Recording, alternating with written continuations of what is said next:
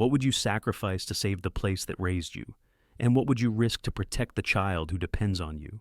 Claire Bennett, a woman bound by duty to her family's storm-battered inn, never imagined her future would be tied to Ethan Whitaker, a billionaire CEO haunted by the fear of becoming his father.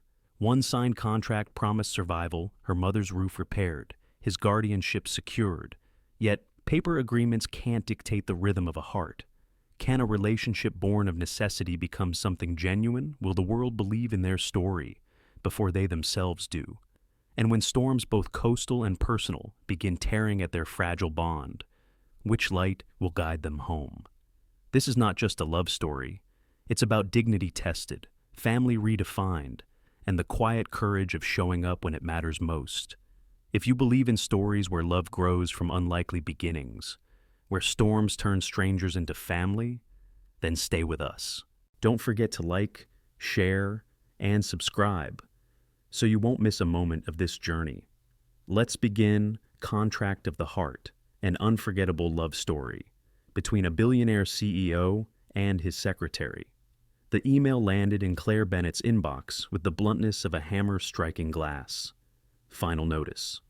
She sat at her desk in Whitaker Maritime's headquarters, the gray Seattle sky reflected in the wide pane of glass behind her. Rain traced slow rivers down the window, almost in rhythm with the weight in her chest. The subject line was short, the message shorter. The Seabrook Lighthouse Inn, her mother's inn. Her family's history would move to foreclosure if the balance was not resolved by the end of the week. Claire leaned back in her chair, shutting her eyes for a moment. She could almost smell the briny air of Seabrook, hear the gulls wheeling overhead, see her mother standing on the porch with her arms crossed against the wind. That inn was not just shingles and wood, it was memory. It was safety. It was the only inheritance her father left when the sea took him too early. Her phone buzzed. Another reminder popped up. This one less personal, but no less pressing. Ethan Whitaker's calendar update, a call with his attorney. Claire gathered her folder, smoothed her blouse, and reminded herself that as senior aide she had no room for personal distractions. But the notice still glowed on her screen. Red letters that would not fade. An hour later, on Queen Anne Avenue, the bus brakes hissed as Claire found a seat by the window, the glass fogged with every breath. She balanced her phone between gloved hands and dialed her mother. "Morning, Mom," she said softly. Diane Bennett's voice carried the wear of sleepless nights. "Claire, the roof's still leaking near room 4. The storm last week was worse than the last 2 combined. I don't know how much longer the beams can hold." Claire pressed her forehead against the cold window. She pictured the lighthouse rising above the inn, stalwart but tired, its light still cutting through fog that swallowed the coastline. "There's a notice," Claire whispered. "From the bank. They're not waiting anymore." Silence stretched over the line. Then Diane exhaled, slow and steady. "I didn't want you to see that yet. Mom, I'm 35. I can't keep pretending we have time." Her throat tightened. "I'll find a way." The bus jolted forward, throwing her against the seat back. Claire steadied herself and looked at the passengers around her, students with headphones. A man cradling his thermos, a grandmother with yarn in her lap. Ordinary lives, ordinary problems. Yet, here she was, trying to solve 2 impossible ones at once. Ethan Whitaker's home told a different story. On the hill above Elliott Bay, the house overlooked water and skyline alike. Everything inside was polished, aligned, and quiet. The books on the shelves wore matching covers. The kitchen counters gleamed without a crumb in sight. It was not the home of a man who lingered in comfort. It was the house of someone who lived by order alone. Ethan stood by the window as his attorney spoke. The man's words were steady, legal, almost clinical. "The court is clear. Guardianship of Sophie will be contingent on presenting a stable domestic life, a partner, consistency, a home that shows permanence.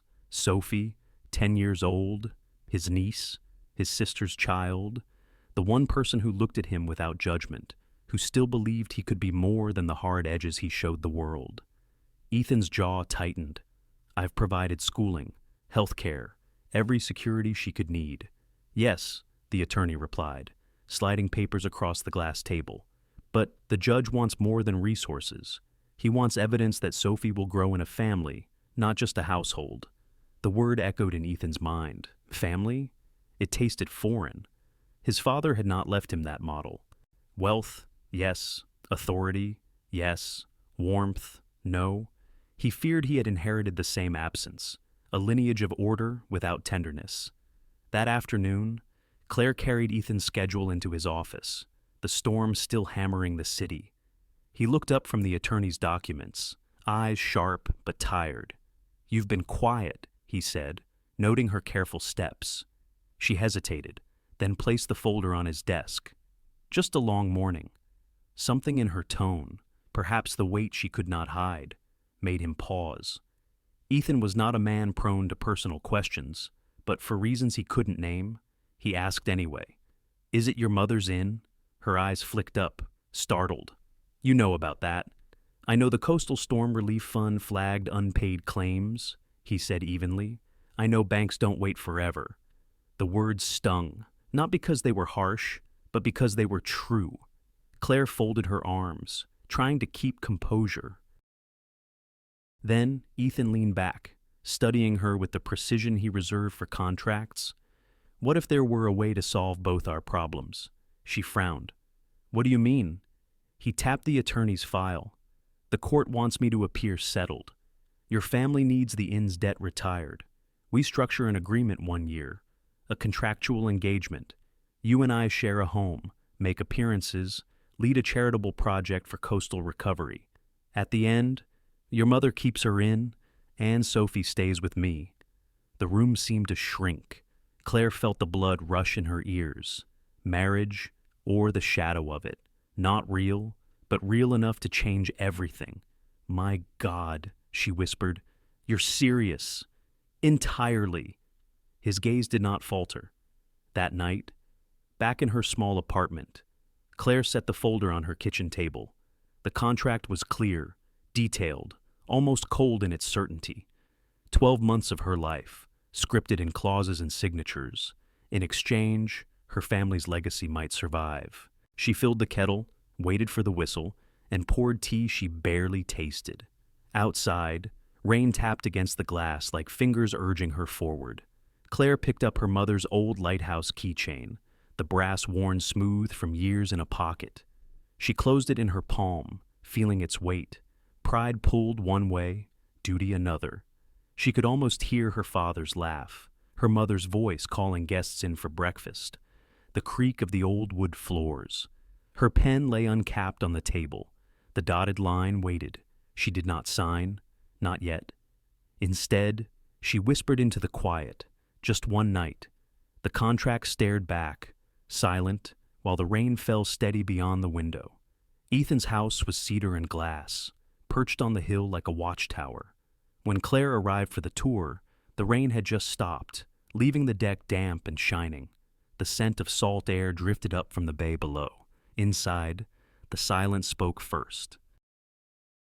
Appliances hummed softly in the kitchen, stainless steel lined up with military precision. A pillbox rested on the counter. Each day's compartment snapped shut. The family room was perfect leather sofa, stone fireplace, a bowl on the table filled with polished shells. But there was no sign anyone had sat there in weeks. Claire's eyes moved across the space. Everything gleamed, but nothing felt lived in. It was a house that held order, not warmth. She set her hand on the back of a chair and thought of her mother's inn, where mismatched quilts carried the scent of cedar chests, and every window whistled when the wind blew hard. Ethan noticed her pause. "It's quiet," he said simply. She nodded, unwilling to add that quiet could sometimes ache. Her own world, by contrast, was a single-room studio in Fremont. The carpet was thin, the kitchen barely wide enough for one pan and a kettle, but her planner lay open on the table, color-coded with neat squares for meetings and calls.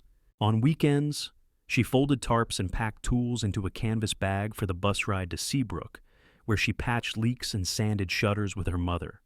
Every page of her life was filled with lines and boxes, Yet behind those boxes lay exhaustion she rarely admitted.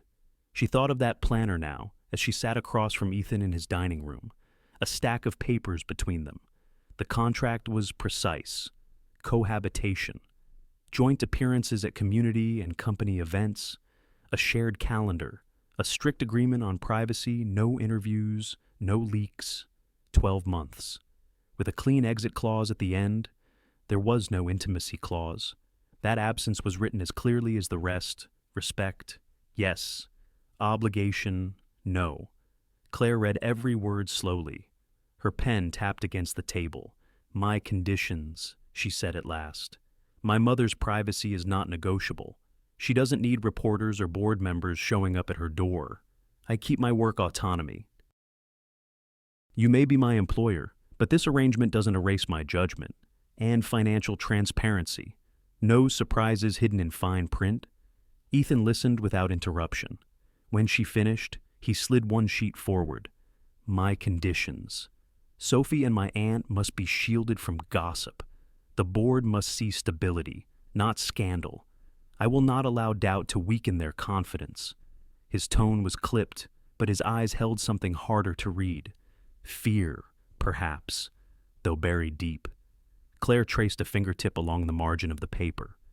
"So, we live in the same house. We walk into events together. We keep the story consistent.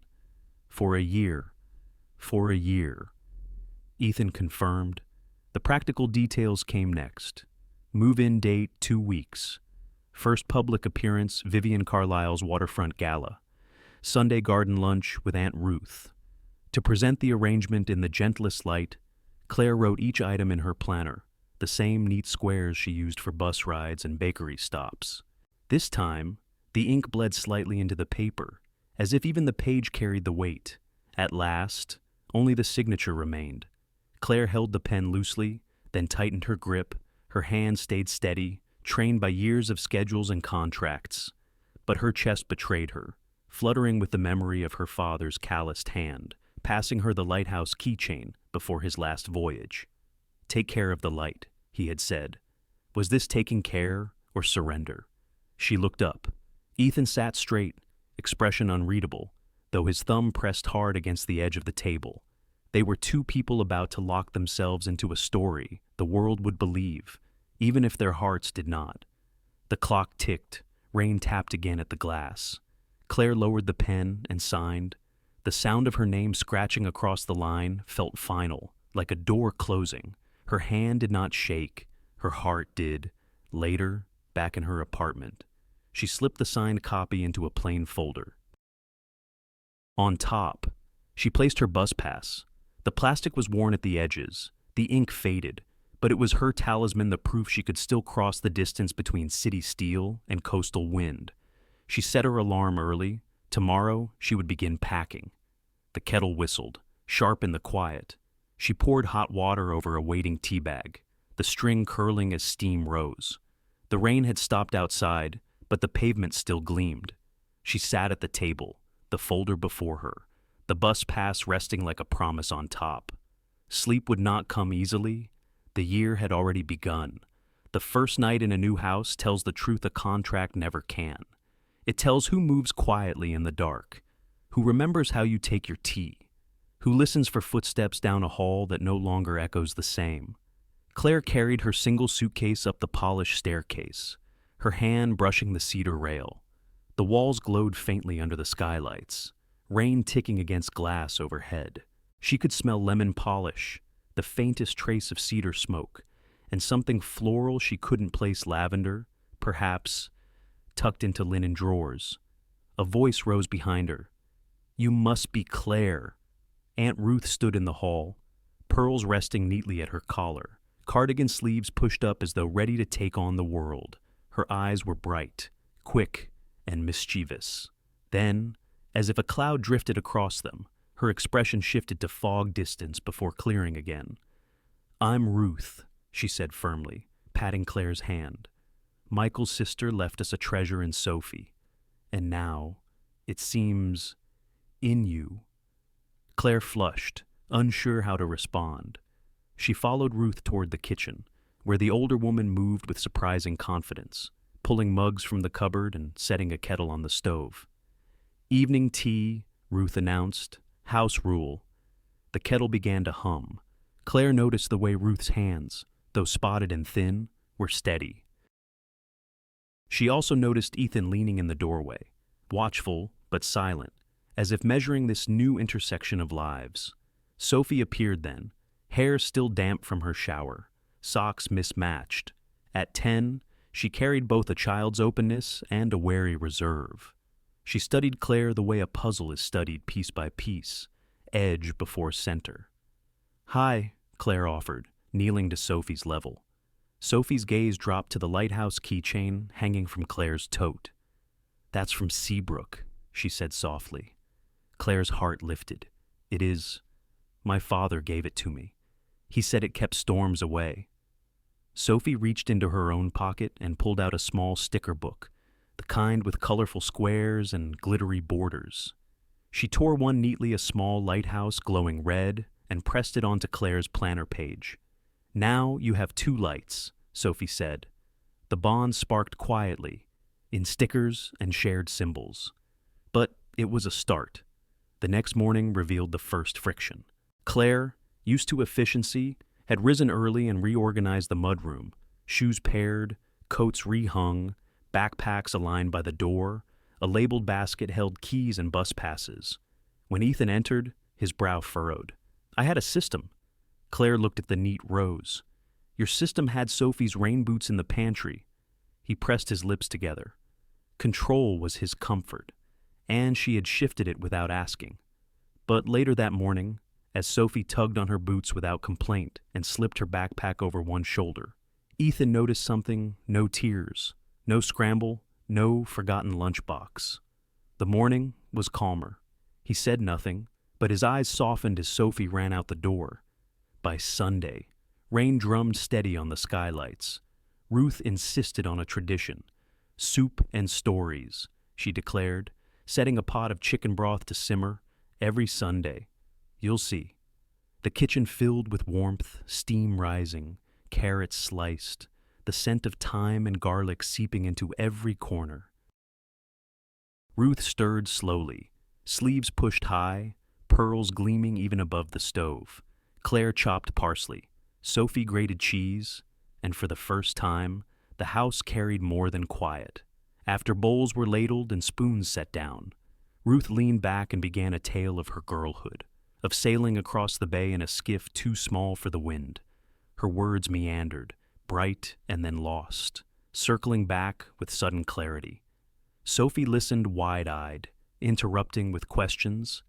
Claire laughed softly when Ruth swore she had outrun a ferry boat. When the last story trailed off, Ruth reached for Claire's hand. Her grip was light but sure. "You're the calm one," she said, almost to herself. "Every house needs one." The words carried like a blessing, though Ruth's gaze already wandered toward the window. Claire held her hand, steady, until Ruth's smile returned. That night, Claire stood in the doorway of her new room. The walls were pale, the bed too large, the window wide enough to show a slice of city light. She had unpacked a sweater, placed her planner on the desk, set her kettle near the outlet, small marks of herself. Down the hall, Sophie's laugh rang out, followed by Ruth's low chuckle. The sound reached her like warmth creeping under a closed door. For the first time since stepping inside this house of glass and cedar, Claire realized the silence was breaking, and the house no longer sounded empty. A borrowed tenderness must look real under lights that show every pore and every doubt. At Whitaker Maritime Headquarters, Claire's new title appeared in the directory, Senior Aide. She read it twice on the glass panel outside Ethan's office. The words looked polished, almost powerful. Yet inside, her days still felt the same: answering calls, managing agendas, setting out folders in neat stacks. She had become both visible and invisible at once. Some colleagues congratulated her, genuine respect in their voices. Others looked at her with narrowed eyes, whispering about favoritism, about proximity to power. Claire met both reactions with the same calm nod, the same polite smile. But, inside, she carried a knot of unease. This wasn't the kind of recognition she had dreamed of. 2 weeks later, an industry magazine requested a portrait, not of Ethan alone, but of Ethan and the woman now at his side. A studio was set up in the boardroom. Light meters clicked. Stylists fluttered with brushes and combs. A photographer lifted his camera, cheerful and insistent. Closer, please. Yes. Lean in. A little softer. Pretend you like each other. Claire stiffened. She could feel Ethan's sleeve brush hers as he shifted nearer. His cologne carried cedar and clean spice. Her heart thudded, but she kept her chin steady, her eyes forward. The photographer laughed. Not mannequins. You two. Look at each other. Just for a moment. Claire turned. So did Ethan. The air changed. For Ethan, it was a step into memory. Years ago, a woman had walked away from him with the words, "You're unavailable. You live behind glass." He had let her go, believing perhaps she was right. Work had always been easier than vulnerability. Money more predictable than affection. Now, looking at Claire under studio lights, he felt the danger of proximity. She was not reaching for him, but her presence unsettled his careful balance. For Claire, the danger was different. She thought of the Seabrook Inn, of rain soaking through the roof, of her mother patching walls with quilts.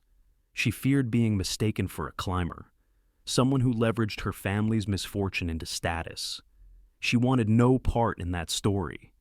Yet here she stood, painted into a portrait of wealth. Her pulse beat against her collar, but she held her ground. The shutter snapped. Once, twice, a dozen times.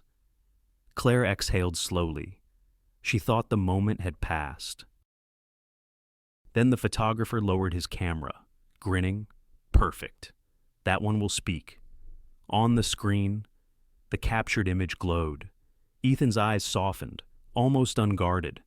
Claire's lips curved, not in a smile but in something gentler, an expression caught between duty and something unspoken. Neither had planned it, yet the portrait carried intimacy. The magazine went to print within days. The photo spread across social channels before noon. Some called it love, some called it theater, a borrowed tenderness, interpreted and argued over by strangers behind glowing screens. At headquarters, staff murmured in the hallways. Claire kept her planner open, her notes precise, pretending not to hear. Ethan ignored the buzz entirely, his stride as clipped as ever, but both knew the story had begun to take on its own life. That evening, a cream envelope arrived at the Whitaker home. The paper was thick, the handwriting elegant. Inside lay an invitation to Vivian Carlisle's waterfront gala. On the bottom, scrawled in blue ink, a note read, "Eager to meet the woman who steadies you." Claire folded the card carefully, the edges pressed into her palms. Outside, rain began again, streaking the tall windows. She could hear Sophie humming down the hall, Ruth laughing at the television, Ethan pacing in his study. The world was watching now, and the next test was already waiting. Sometimes the heart heals at a kitchen counter, with a cutting board, a school email, and a promise to be home by 8. Claire stood at the counter, sleeves rolled, a knife moving in steady rhythm. Carrots thumped against the board. Celery snapped crisp. The smell of onions rose sharp, then softened with heat from the pan. The kitchen, once cold and quiet, now carried the low hum of life. Ruth sat nearby, wrapped in her wool cardigan, pearls still at her neck. She tapped her fingers against the table, as though keeping time with a memory. When I was a girl, the shipyard smelled of tar and salt. My father's boots tracked it in, right over Mama's rugs. She chuckled, eyes bright for a moment. She never won that fight. Sophie leaned close, chin on her folded arms, homework pages spread wide. Claire, I don't get fractions. They look like little puzzles that never finish. Claire wiped her hands on a towel and slid into the chair beside her. She pointed gently to the paper. It's just sharing. Think of a pie. If you cut it into 4 pieces, and you eat one, that's 1/4. Sophie scrunched her nose. But what if you don't like pie? Ruth laughed softly. Then it's a ship's wheel. Always 12 spokes. The three of them bent over the worksheet, the warmth of soup simmering behind them, the sound of rain against the skylight above. Later, when the others drifted upstairs, Claire lingered with her laptop open. The glow lit her face as she listened to a low, firm voice from the bank. Another reminder, another warning, numbers lined up like walls closing in. She answered quietly, promising nothing she was sure she could keep, only asking for days. Just days. Ethan entered then, jacket over one arm. He paused in the doorway, watching her face. The silence stretched. "You're having second thoughts," he said, his tone more brittle than he intended. Claire looked up, startled. "What? This arrangement? The contract? I see it in your quiet." Her heart tightened. That call was about my mother's inn, not you. The air between them chilled, a frost spreading from unspoken fears. Then Ethan exhaled, setting the jacket aside. "I misread you, and I misjudged your question," she admitted. They stood across the table, both weary, both wary. At last Claire spoke. "What I fear most is being mistaken, that people will look at me and see a woman climbing, not a daughter holding up her family's roof."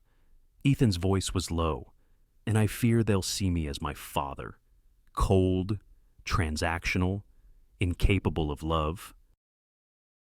The words hung heavy, but naming them softened the space between. Claire closed the laptop. Ethan reached for the light, dimming the room to a gentler shade. Sunday came with the sound of church bells faint through the drizzle. Ruth insisted on soup again. Sophie fetched croutons, scattering them over bowls like confetti. Ruth hummed an old hymn, voice quavering but sure. Claire stirred slowly, inhaling thyme and steam. The ritual was taking root. Soup and stories. Laughter tucked between spoons and napkins. For a while, the world outside felt distant. Then the phones buzzed, weather alerts, bold letters, another storm forming off the coast. Claire slipped away to the hallway, typing quick, tarps, buckets, stay inside. Her mother's reply came swift. 3 words, steady as the tide. We'll hold fast. Claire closed her eyes, the words pressing deep into her chest.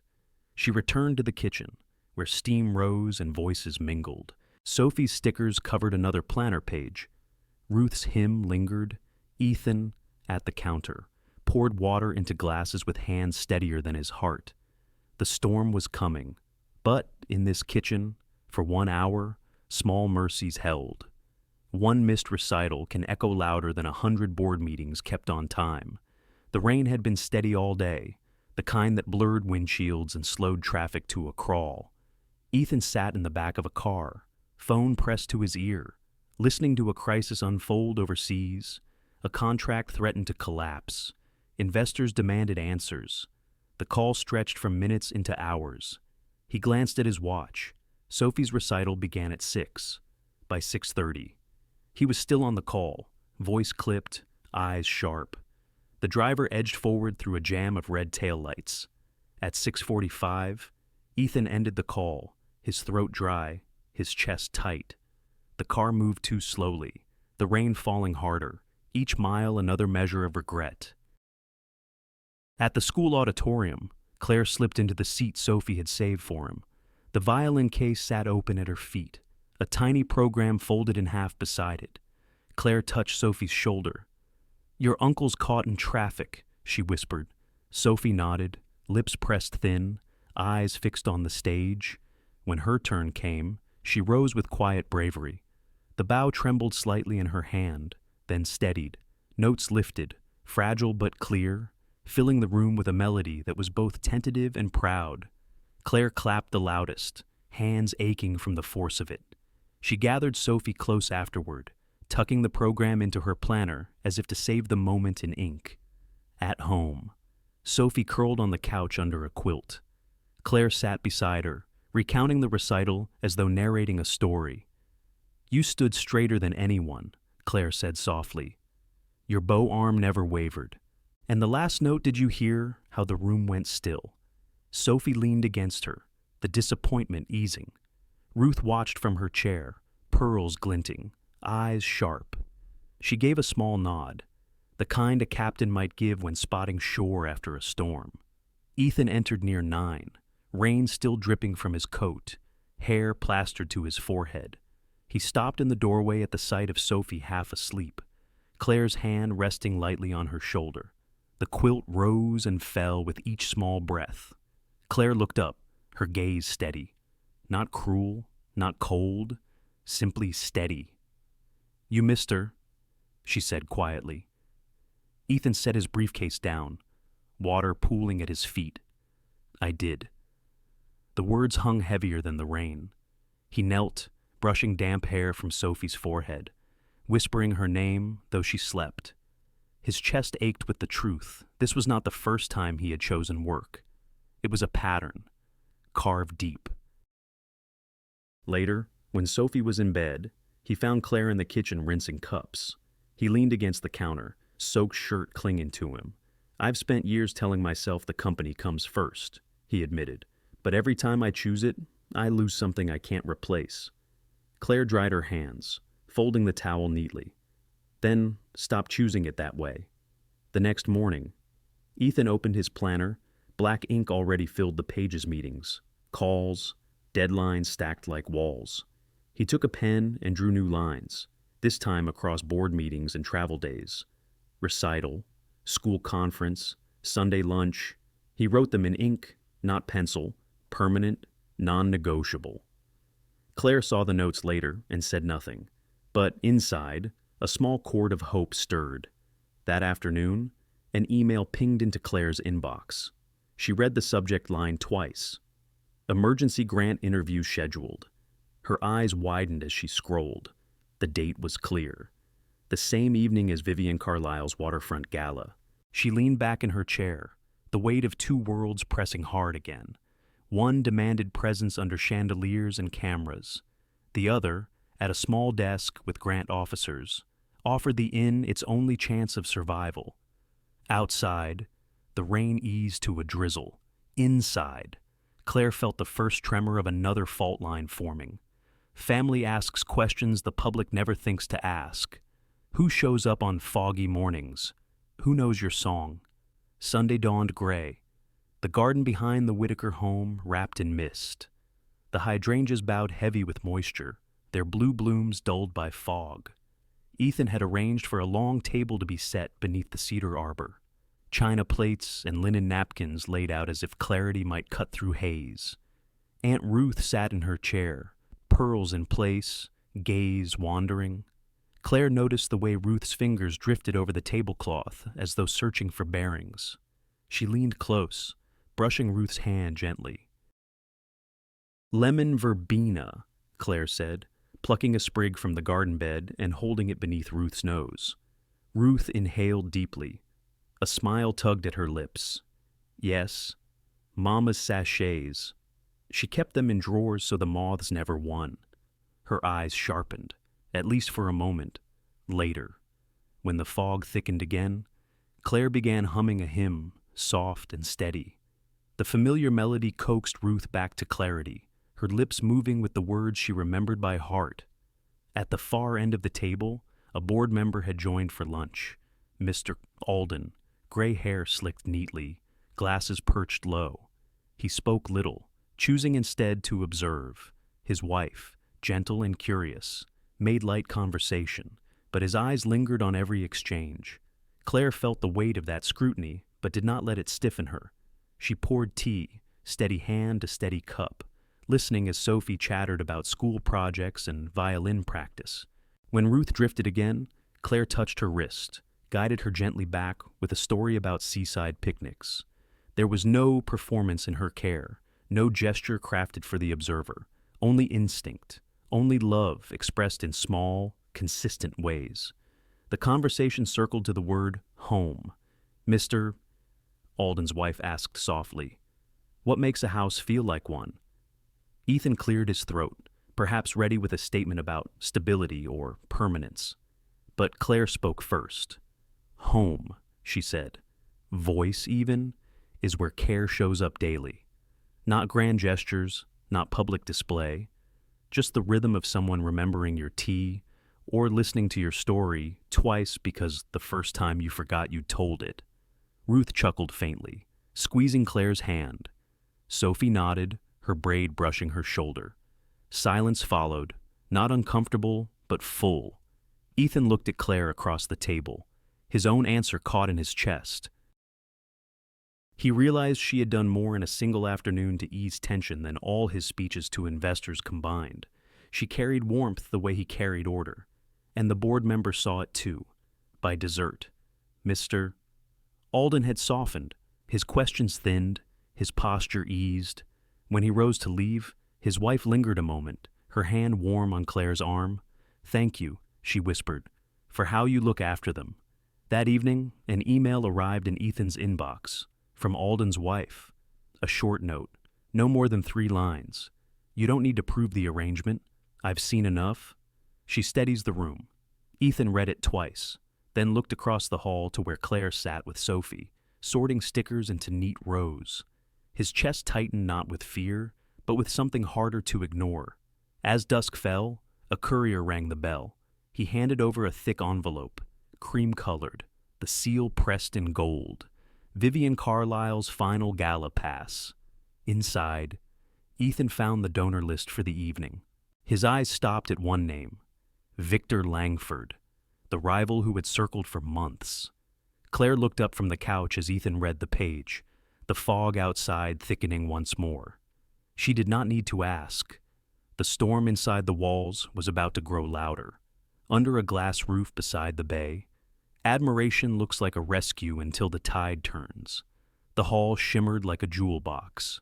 Vivian Carlisle's waterfront gala stretched under panes of glass arching high above, the bay lights glinting through in fractured blues and silvers. Water lapped softly against the pilings beneath, its rhythm underscoring the murmur of voices and the clink of crystal. Claire stepped carefully onto the marble floor, the midnight dress loaned by Lily flowing against her ankles. It wasn't silk she owned, nor jewels she claimed, but the dress carried her with a quiet dignity. Ethan was at her side, bow tie knotted with precision, posture as composed as ever. Yet tonight, he was not distant. Cameras caught the small things, the way he touched her elbow as they walked, the way he lifted her glass before she asked, the way his gaze anchored her when conversation turned sharp. Vivian swept toward them, sequins catching the light like scales. Her smile was bright, her words sharpened. "So, this is the woman who steadies you," she said, eyes traveling slowly over Claire. "Seattle's storms must feel easier with a lighthouse at your side." Claire held her ground. "Storms remind us to hold fast. That's what keeps houses standing." Vivian's brows arched, amused, but the surrounding circle leaned in. The exchange was not practiced, not polished for cameras, and because of that, it drew attention. Claire's steadiness cut through Vivian's polish, leaving whispers in its wake. Victor Langford appeared next, glass in hand, pleasantries dripping like oil. "Ethan," he said warmly, though his eyes cooled when they shifted to Claire, "and the woman we've all been hearing about." "What a fortunate arrangement," Claire smiled politely, though she felt the net in his words. "Fortunate," she echoed, neither denying nor agreeing. Victor circled them with questions disguised as charm. How was the inn? Was the coastal project progressing? He offered compliments that felt like hooks. Ethan's replies were clipped, measured, while Claire's responses wove between firmness and restraint. A photographer moved through the crowd, lens gleaming. "Just one more," he said, by the glass wall. Claire and Ethan stood before the bay, the city behind them a scatter of lights. The photographer adjusted his focus, and in that moment, something unguarded slipped through. Claire turned toward Ethan, his hand stilling at the small of her back. Their eyes met, not staged, not meant for capture. The shutter clicked. The screen flashed the image, 2 people looking at each other as though the room had disappeared. A softness, undeniable, the kind no contract could write. Then the sirens began, faint at first, rising over the water. Emergency alerts pulsed on phones across the hall. Claire's own screen lit with a message from Seabrook, high winds tearing shingles from the inn's roof. Her chest tightened. She could see it, the shingles lifting, rain pouring through, her mother scrambling with buckets and tarps. The room's crystal and chatter blurred. Ethan touched her arm, grounding her, his voice low. "What is it?" She showed him the screen. His jaw set. Outside, wind pressed against the glass roof, rain striking harder, the bay darkening with each surge. The crowd turned restless, voices layering with unease. A man stepped forward, not with sympathy, but with a question. His press badge dangled from his jacket. "Ms. Bennett," he called above the noise. "Can you comment on the inn's finances? Is the Whitaker fortune covering personal debts?" The words sliced clean, heads turned, cameras angled. Claire's fingers tightened on her phone. The storm outside raged, and now, inside, another storm gathered. By sunrise, the story belonged to strangers, debt, duty, and a love branded as a transaction. By 6 a.m., Claire's phone would not stop buzzing. Her email was a wall of subject lines. Statement requested. Urgent comment needed. Headlines already spread across news feeds. Debt-ridden inn, rescued by Whitaker fortune. Contractual engagement. Questioned. Her mother's photograph appeared on one site, standing beside the lighthouse porch, holding a broom. The caption called her dependent. Claire's hands shook as she scrolled. The details felt cruelly accurate: overdue taxes, repair costs, Ethan's pledge. What was missing were the reasons: the storms, the years of patching, the stubborn pride of holding on to family history. By 8 a.m., the Whitaker board was restless. Ethan's assistant relayed nervous messages. Directors worried about optics, about stability, about whether Claire was a liability. Down the hall, Sophie sat with her violin case on her knees. She had overheard whispers: not real, arrangement, danger to custody. Her small voice cracked when she asked Claire, "Does this mean I can't stay here?" Claire's throat closed. She gathered Sophie into her arms, steady even as her insides collapsed. "You are home," she whispered. "No article decides that." But the child's wide eyes told her the seed of doubt had already been planted. By mid-morning, Ethan paced his office, jacket draped over a chair, tie loose. He stared at the city skyline as if it might answer for him. "I should have seen this coming," he said hoarsely. "I should have protected you. I thought contracts and walls could hold everything in place." Claire stood near the desk, raw from hours of silence online. "It isn't just protection, Ethan, it's dignity. They wrote us like a bargain, as if we're less than people." The weight of her words settled. Ethan pressed a hand against his temple, fighting both fury and shame. The summons came that afternoon. Victor Langford wanted a meeting. The tone of his assistant's voice made it sound less like an invitation and more like an order. They arrived at his corner office by the waterfront, glass walls framing the bay. Victor greeted them with a smile too smooth. "Quite the storm in the papers," he said, sliding a folder across the desk. Inside lay printed excerpts, partial contract language, phrases stripped of context: cohabitation, financial relief, 12 months, enough to suggest arrangement, not affection, custody courts, Victor mused, do not like arrangements, judges want stability, permanence. Imagine the damage if this leaked in full. Ethan stiffened. "What are you implying?" Victor leaned back, steepling his fingers. "I could help, contain the noise, ensure the right narrative prevails. In return, strategic assets, access, influence where it matters." It was extortion disguised as partnership. Claire listened, anger rising like tidewater. And then she saw it clear as the lighthouse beam cutting fog. Victor's leverage was not the contract itself. It was Ruth's fading memory, Sophie's fragile security, Ethan's fear of losing both. He had built his net around their weakest spots, not their strongest. She placed her palms flat on the table. "No, she said softly but firmly. You don't get to use them. Not Ruth, not Sophie, not us. Victor's smile faltered. I'm offering you're praying, Claire cut in, and I won't let you. Her voice carried not just her own strength, but the steady voices of every storm-weathered woman who had patched a roof, held a child, or kept a promise when the world doubted. Silence stretched. The only sound was the bay wind against glass. Ethan looked at her, then, truly looked, her spine straight, her face pale but unyielding. He realized she was doing what he had failed to do, standing without fear of optics, and choosing family over reputation. Something in him shifted. He reached for her hand. We're finished here, he told Victor. Whatever comes, we face it as a family, not as leverage for your ambitions. Victor's eyes hardened, but Ethan did not waver. He helped Claire to her feet, their fingers still entwined. That night, back at the house, rain tapped steady against the skylight. Sophie slept curled on the couch, violin case nearby. Claire tucked a quilt over her, smoothing hair from her forehead. Ethan lingered in the doorway, silent. He had made his choice. Family over optics, truth over polish.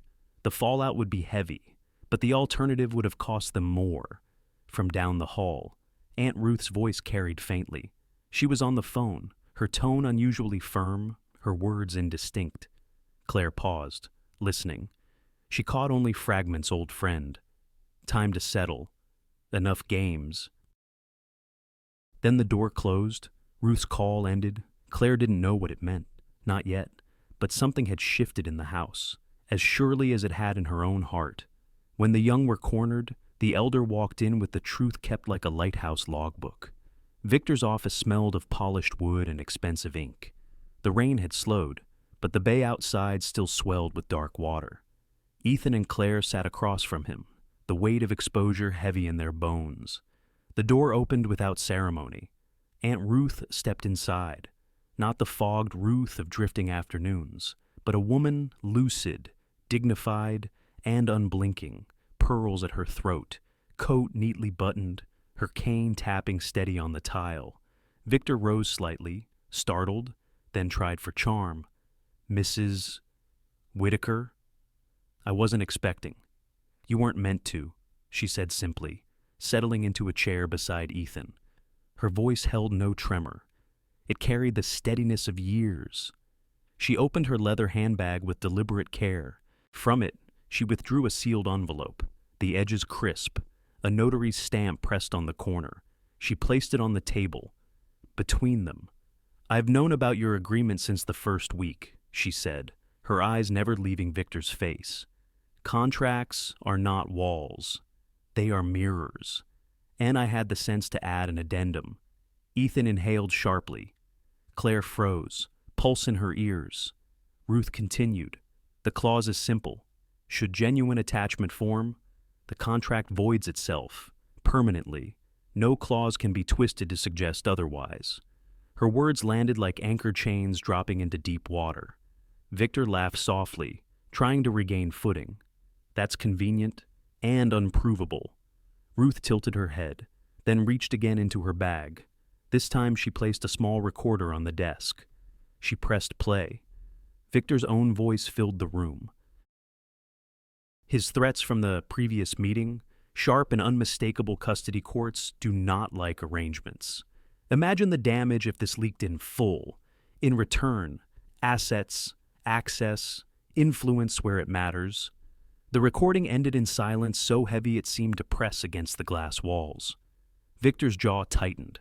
His leverage collapsed under his own words. Ruth did not gloat. She only folded her hands atop her cane. Legacy is not about assets, she said quietly. It is about love, about service, about the people who stand beside you when storms tear the roof. Ethan's throat worked as he tried to swallow the tide of relief. Claire blinked back tears, watching this woman anchor them with nothing but truth and presence. Victor exhaled, shoulders sagging. What is it you want? Then Ruth's answer came without hesitation. We pivot, publicly, with clarity. The company will host a fundraiser for coastal recovery. The inn will be the symbol, the community, the heart. You will not speak of contracts.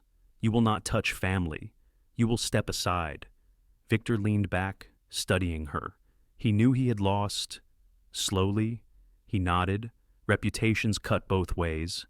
Very well. The danger shifted in that moment from legal to reputational. But it was enough.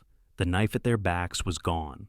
When the meeting ended, Ruth rose with grace. Ethan offered his arm, but she shook her head. Not yet. I still stand. They stepped out into the damp air, the city smelling of rain and iron.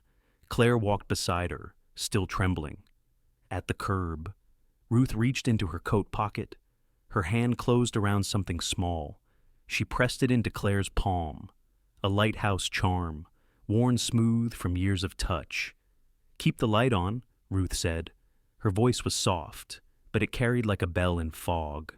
Claire curled her fingers around the charm. For the first time since the article, she felt not exposed, but chosen. That night, as they drove back, Claire sat with the charm warm in her hand. Ethan drove in silence, his gaze steady, his jaw unclenched for the first time in days. Sophie slept in the back seat, head against the window, unaware of the storms just weathered. Claire looked out at the road gleaming with rain. Ruth's words replayed, "Legacy is not about assets." She thought of the inn, of her mother waiting with buckets and tarps, of the Sunday soup steaming in a kitchen full of laughter. She thought of Ethan's hand reaching for hers in Victor's office, and she thought of the charm, small, ordinary, but a beacon. The elder had lit the way. Now it was theirs to keep burning.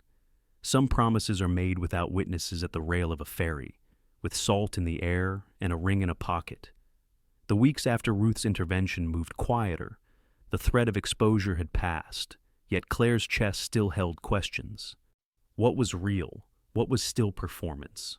She woke each morning in Ethan's house, brewed tea in his kitchen, sat across from him at meals where silence often spoke louder than conversation. But she wondered, was it duty, was it convenience, or something tender that neither dared to name? Ethan did not answer with speeches. He showed up at Sophie's school. He arrived at pickup without prompting, holding her violin case with awkward care. He drove with her chatter filling the car, nodding as if every word mattered. Claire watched from the porch when they returned, the small, ordinary sight stirring something deeper than any gala photograph. On Saturdays, he joined her at the inn. They climbed ladders side by side, patching the roof with tarps and nails. His expensive shoes ruined, his sleeves rolled high, his shoulders carrying more than weight, they carried intent. Evenings, when Ruth grew tired, he sat with her at the table, filling out grant paperwork while Claire read aloud shipping reports. Their hands brushed across receipts and teacups. It was not staged. It was not for cameras. It was steady. One Friday, he asked her to come with him. A ferry ride, he said simply. By sunset, they stood at the rail of the Orcas Island boat. The bay stretched wide, burnished gold under a sinking sun. Salt wind lifted Claire's hair, and gulls circled in the cooling sky. Around them, strangers leaned on rails, couples murmured, children pressed faces to glass. Ethan kept his hands in his coat pockets. He seemed almost nervous, though his posture remained controlled. Claire watched the horizon, feeling the thrum of the engines beneath her feet. The rhythm echoed her own pulse. "I've spent years," he said finally, "building walls with schedules and obligations. I thought showing up meant boardrooms and balance sheets. But lately," his voice trailed. He turned to her. "I've learned it means smaller things. Roof nails, school pickups, sitting at tables until the dishes are cold." Claire's throat tightened. She waited. He drew his hand from his pocket. A ring lay in his palm, not ornate, not heavy with diamonds. A simple band, plain and sure, reflecting the orange wash of sunset. "I don't want this to be performance." "Claire," he said quietly, "not for the board, not for Ruth, not even for Sophie, though she deserves more than anyone. I want this to be presence.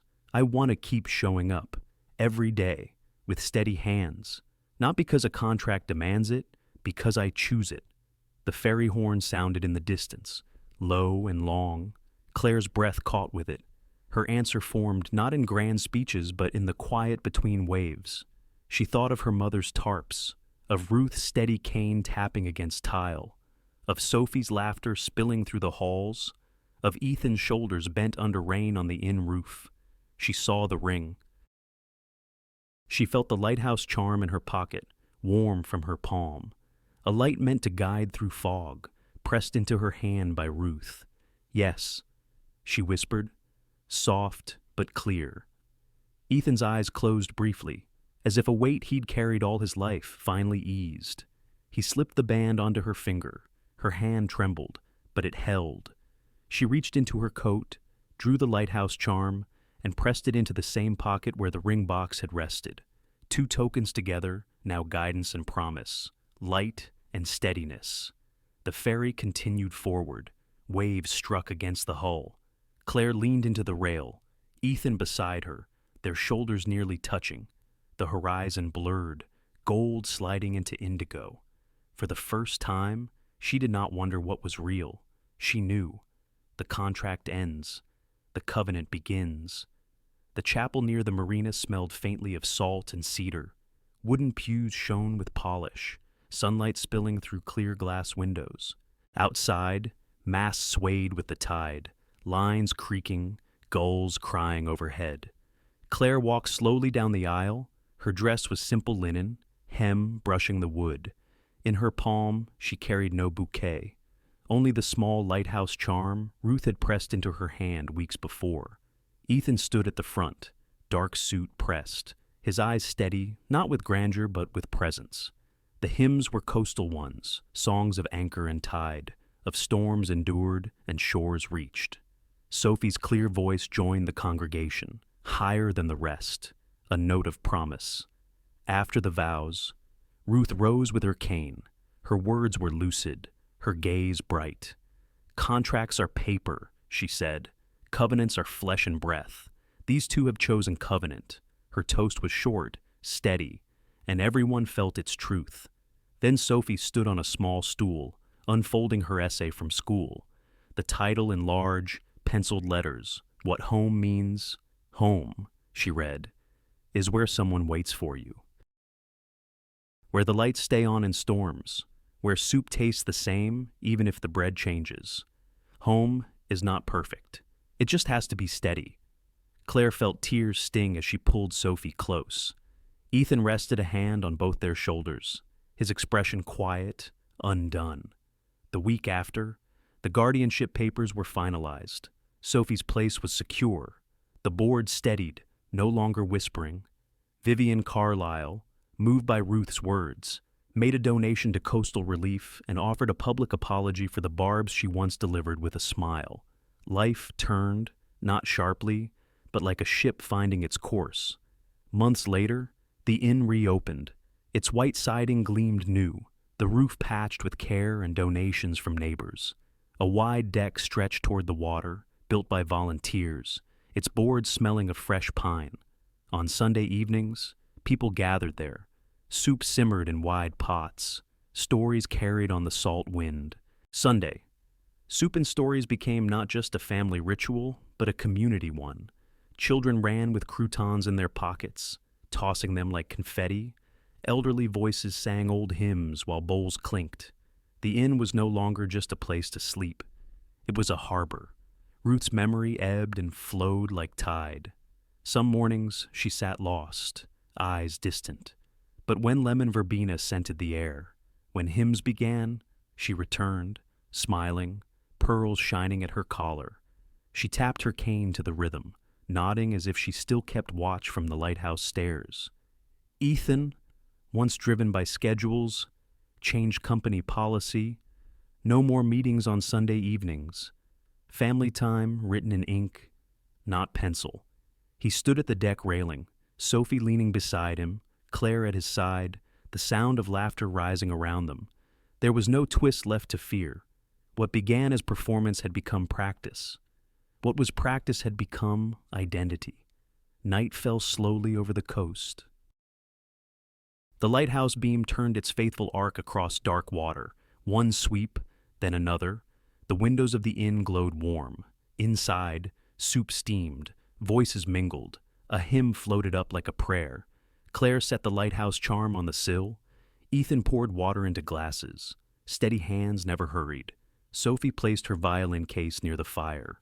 Rutha hummed softly in her chair. The tide rose and fell, as it always had. The light stayed on, and the house was full. Life rarely follows the script we expect. Claire and Ethan entered a contract out of necessity, she to save her family's inn, he to protect his niece. On paper, it was business, neat and defined. But what they discovered is what many of us learn too: late real love, real family, is not written in ink. It is written in presence. The story reminds us that showing up matters more than grand gestures. It is in the small mercies, sharing soup on Sunday nights, remembering how someone takes their tea, listening to a child's fears that trust is built. Storms will always come, whether in the form of debts, illness, or doubts. What carries us through is not wealth or contracts, but the steady light of care. For those of us looking back over decades, perhaps the lesson is simple yet profound. Choose to be present, choose to listen, choose to hold steady even when storms shake the roof. In the end, legacy is not measured by assets, but by the warmth we leave behind in kitchens, gardens, and the hearts of those we love. That is the covenant worth keeping. Thank you, dear friends, for spending your time with this story. If it touched your heart, please give it a like, share it with someone you love, and don't forget to subscribe to our channel. Your support keeps these stories alive and brings light to many more hearts. Until next time, may your days be steady and your nights filled with peace.